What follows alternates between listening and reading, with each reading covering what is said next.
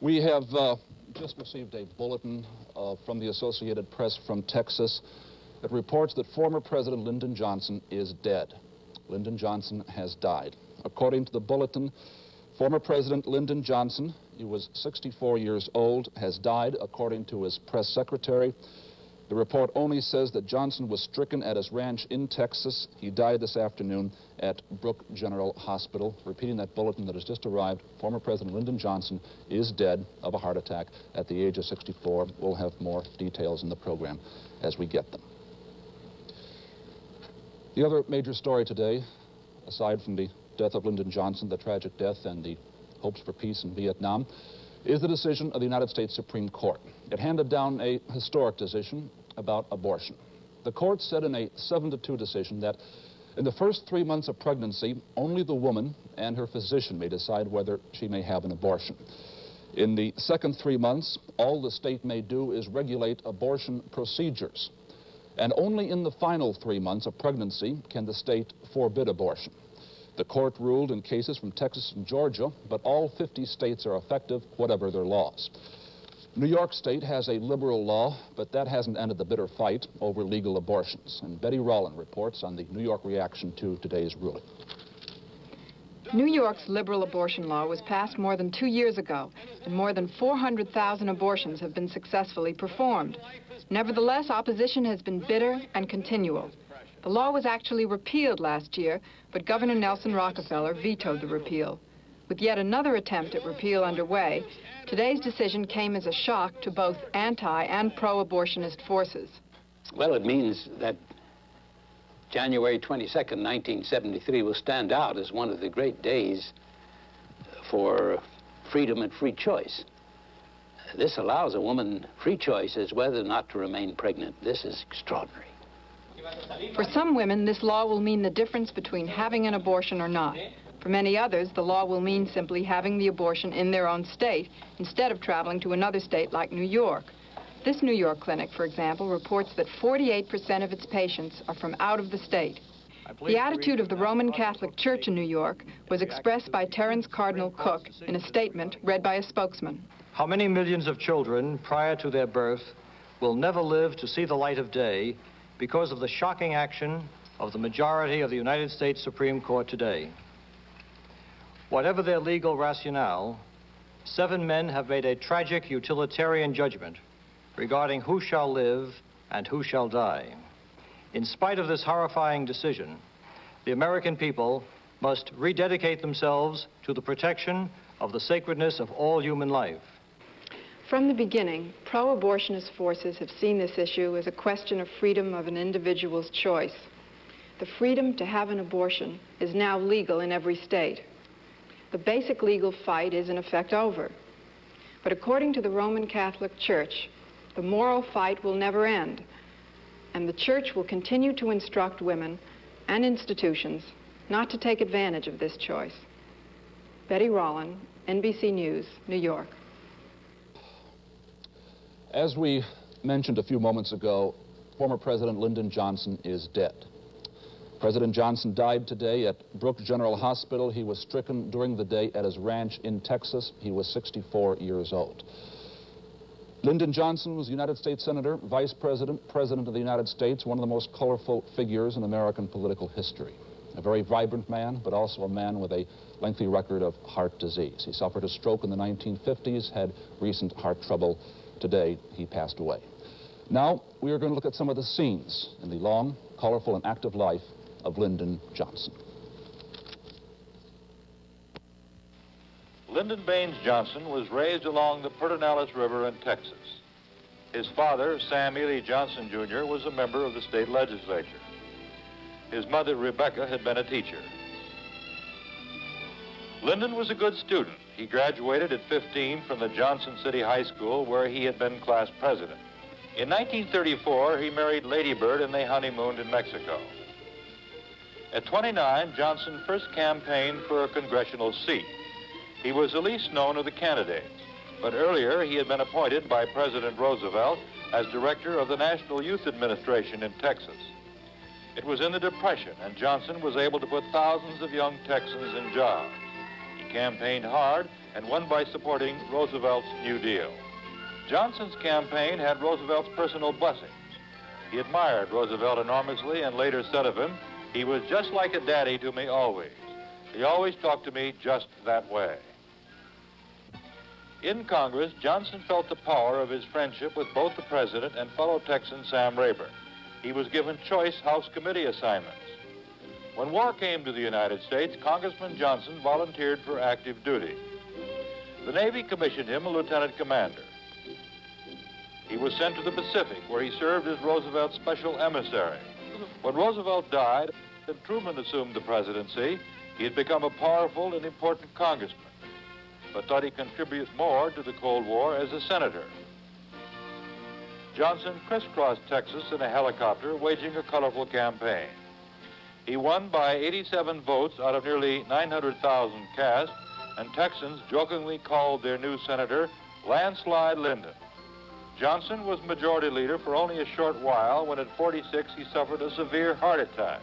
His brilliant career seemed over, but he made a rapid recovery and was able to come back to work and joke about his illness. My wife came into my room and Lady Bird leaned over the oxygen tent. And I said, "Honey, I know the odds are against me. They're 99 to 1 that I won't make it." She said, "That's not so at all." Said, "You ought to be optimistic. You've got at least a 50-50 chance." From Washington, he went to Los Angeles and sought the 1960 Democratic presidential nomination. Kennedy won the nomination on the first ballot and picked Johnson as his running mate. Despite old dreams, he would have been satisfied to continue as Kennedy's vice president. They worked well together. But tragedy intervened, and on November 22nd, 1963, the young president was killed. Thus, Johnson assumed the burden and the glory of the highest office. If there was one philosophy guiding this president during that first year in office, it was the philosophy of getting things done. He faced every challenge, from the Gulf of Tonkin to his settlement of the nationwide railroad strike threat, with restless energy. He wanted to be a great president, to be known in history as the architect of the great society. The sound of jubilation at the 1964 Democratic National Convention was tempered by the memory of John F. Kennedy. But Democrats saw in Johnson and running mate Senator Hubert Humphrey of Minnesota a vital and, most important, a winning combination. They liked Johnson's strong style of running the White House and the country. So they cheered and kept cheering right into November. Chairman McCormick, my fellow Americans, I accept your nomination. The Johnson bandwagon was in full swing, and he campaigned as if he had invented the art. His style was populist, but he spoke of peace and prosperity. The people listened, and in November, Johnson received a landslide vote. Civil rights was still one of the main issues of Johnson's new term of office. Demonstrators marching in Selma, Alabama, were met with violence. The nation was horrified at the scenes of the brutality. Johnson echoed the feelings of the nation. They were attacked, and some were brutally beaten. What happened in Selma was an American tragedy. Civil rights demonstrations increased, and Johnson, a Southern president, but president of all the people, urged passage of the strongest civil rights bill since the Reconstruction days. President Johnson had his gallbladder removed in 1965, but it was not in the Johnson character to be out of touch.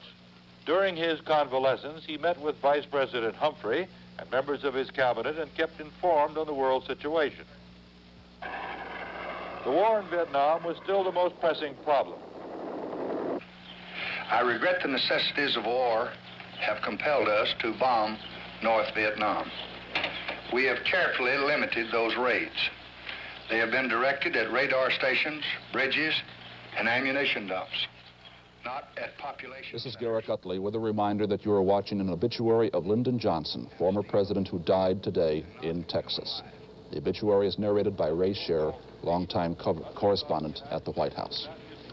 America's fight to fight the war.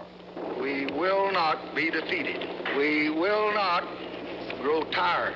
We will not withdraw, either openly or under the cloak of a meaningless agreement. Protests against the war were mounting. More and more, the anti-war feeling was becoming anti-Johnson feeling. A new situation on civil rights became one of Mr. Johnson's most vexing problems in domestic affairs. Although the country had civil rights marches and demonstrations for several years, things now took a dangerous turn. Large-scale civil rights riots erupted in many of the large cities, with a loss of life, a tremendous amount of destruction, and a polarization of feelings as many white liberals started to leave the civil rights movement. The Tet Offensive in Vietnam presented a grave crisis for President Johnson and also had a tremendous political repercussion in the country. It triggered new outbursts from critics of President Johnson on the cost, conduct, and most important, the morality of the war. The depth of the discontent over the war became visible when Senator Eugene McCarthy of Minnesota broke with the Johnson administration and actively declared for the presidential nomination. On March 12th, McCarthy scored a remarkable showing in the New Hampshire primary. Senator Robert Kennedy was one of the first to act. Shortly after the New Hampshire primary, he announced his candidacy for president. At the White House, President Johnson watched events unfold and reached a decision he had been pondering for months as turbulence and dissent boiled up around him. On March 31st, he went on national television and proclaimed a bombing halt over most of North Vietnam, and then continued after his prepared text with a political bombshell. I do not believe that I should devote an hour or a day of my time to any personal partisan causes or to any duties other than the awesome duties of this office, the presidency of your country. Accordingly, I shall not seek and I will not accept the nomination of my party for another term as your president. After President Johnson's withdrawal from the race, the nation was not surprised when Vice President Hubert Humphrey announced his candidacy.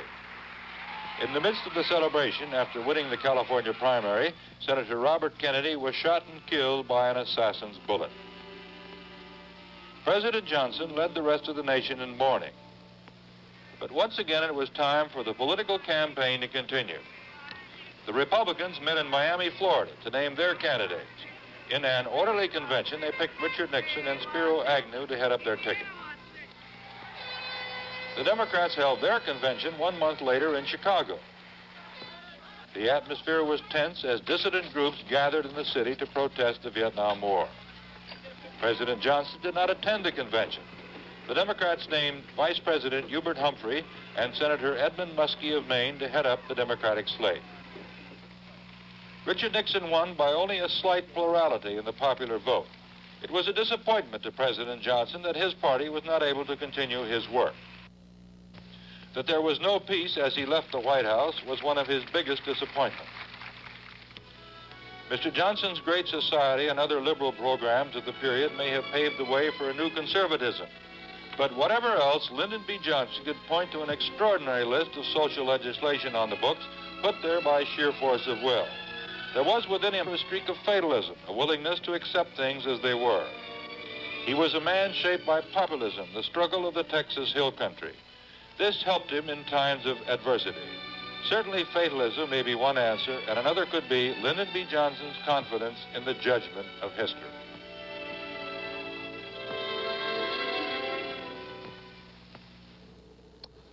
Repeating again the news, Lyndon Johnson is dead.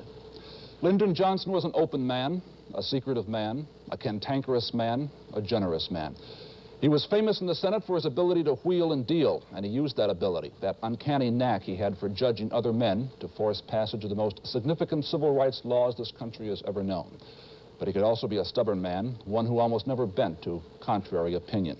As president, he pursued the war in Vietnam, and it was a belated realization of the country's mood that caused him not to run again for the presidency. But as was said of another man, taken all in all, we shall not see his like again. He had many, many friends and fewer enemies than friends. Those who loved him and those who did not will miss him greatly. He was a giant figure on the American scene and a man for whom the presidency constituted the most serious business in his life. Good night for NBC News.